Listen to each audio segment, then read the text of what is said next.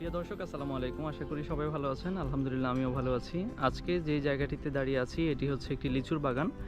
দেখতে পাচ্ছেন আমার পিছনে বাগানটি দেখা যাচ্ছে। বাগানে অনেকগুলি গাছ রয়েছে এবং গাছগুলিতে খুব সুন্দর সোনালী মুকুল এসেছে প্রত্যেকটি গাছে। আজকে এই বাগানটি আপনাদেরকে ঘুরিয়ে দেখাবো, সাথে থাকুন। তো দর্শক, দেখতে পাচ্ছি আমরা যে প্রত্যেকটি গাছেই খুব সুন্দর মুকুল এসেছে। মাঘ মাসের এই সময়টাতেই গাছের প্রতিটি কচি শাখায় নতুন নতুন শাখার মধ্যে লিচু গাছের মুকুল বাতাসে দোল খাচ্ছে। ভৌগোলিক অবস্থা এবং আবহাওয়াগত বৈশিষ্ট্য ও নির্দিষ্ট জাতের কারণে সোনারগাঁয়ের লিচু সব থেকে আগে বাজারে আসে। এজন্য এর আলাদা একটা খ্যাতি রয়েছে। দেশের বিভিন্ন স্থানের তুলনায় এই লিচুর চাহিদা একটু বেশি থাকে। মিষ্টি এবং সুস্বাদু হিসেবে পরিচিত এই লিচু। এটি হচ্ছে সোনারগাঁয়ের লিচুর বাগান।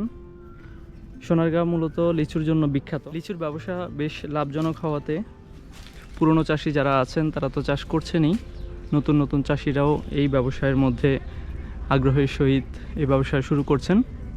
সোনারগাঁয় সর্বপ্রথম পাতি জাতের লিচু, পরে কদমি লিচু ও সর্বশেষ বোম্বাই জাতের লিচু পেকে থাকে।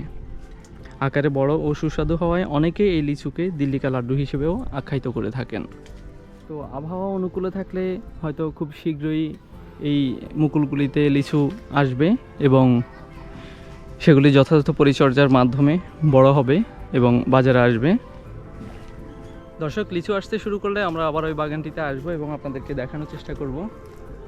সে পর্যন্ত সবাই ভালো থাকবেন, সুস্থ থাকবেন। আজকের মতো বিদায় নিচ্ছি। আল্লাহ হাফেজ, আসসালামু আলাইকুম।